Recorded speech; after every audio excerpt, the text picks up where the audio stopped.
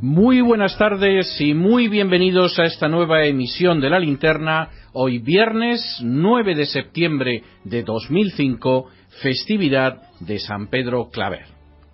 Corría el año 753 a.C., cuando en un lugar agreste y rodeado de colinas, en el centro de la península italiana, un hombre llamado Rómulo llevó a cabo la fundación de la ciudad de Roma. Consciente de que con este acto nacía una entidad política nueva, Rómulo inició una carrera legislativa de enorme relevancia de la que iban a derivar las bases de la existencia de Roma.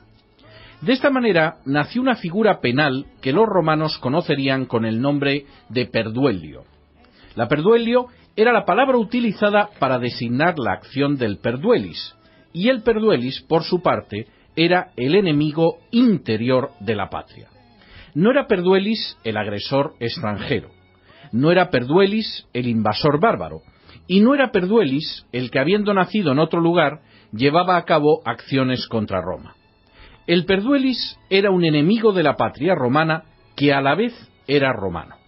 Su conducta podía manifestarse de dos maneras. La primera era el ataque directo contra la patria.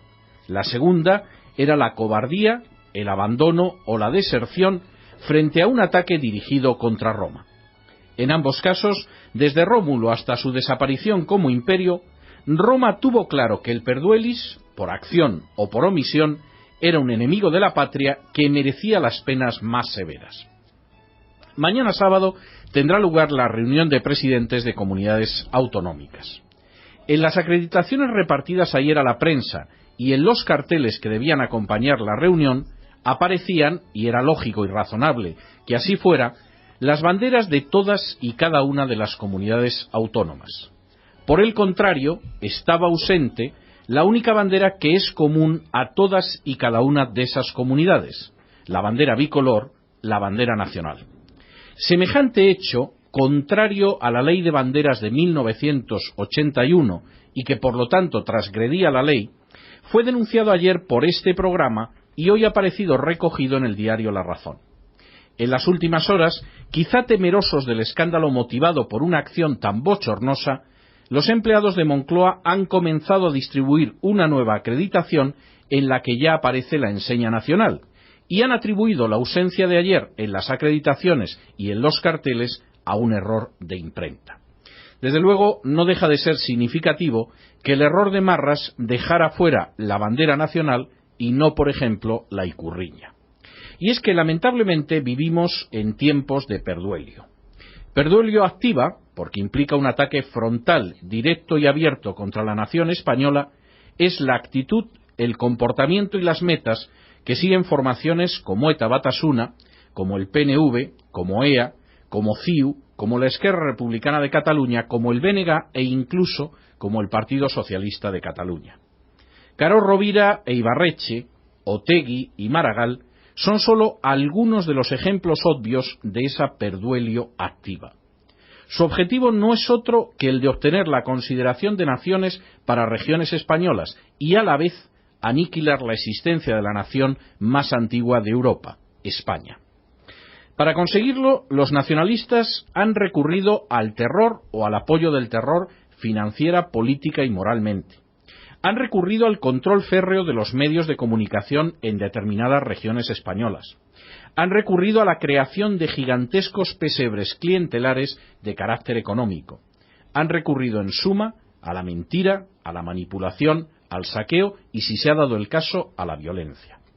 A todo han demostrado estar dispuestos porque su plan es despedazar España y repartirse los despojos.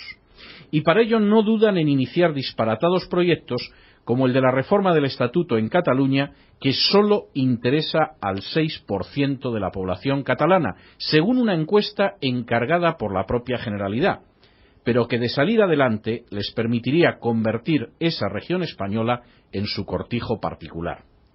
Para un romano, todos ellos serían perpetuadores de una perduelio activa, precisamente aquella que se caracteriza por la agresión directa contra la patria. Lamentablemente, no faltan aquellos que perpetran una forma de perduelio pasiva, de aquiescencia, de abandono de su deber, de deserción y de cobardía, y eso fuera de las filas nacionalistas. Ese es el caso de un buen sector del Partido Socialista y del gobierno que preside don José Luis Rodríguez Zapatero. De todos ellos, y especialmente de Moncloa, se esperaría que defendieran a la nación de la peor agresión sufrida en décadas. Pero estamos asistiendo a una vergonzosa capitulación que incluye mantener contactos con los terroristas de ETA Batasuna y consentir que vuelvan a sentarse en las instituciones vascas y a dominar las calles.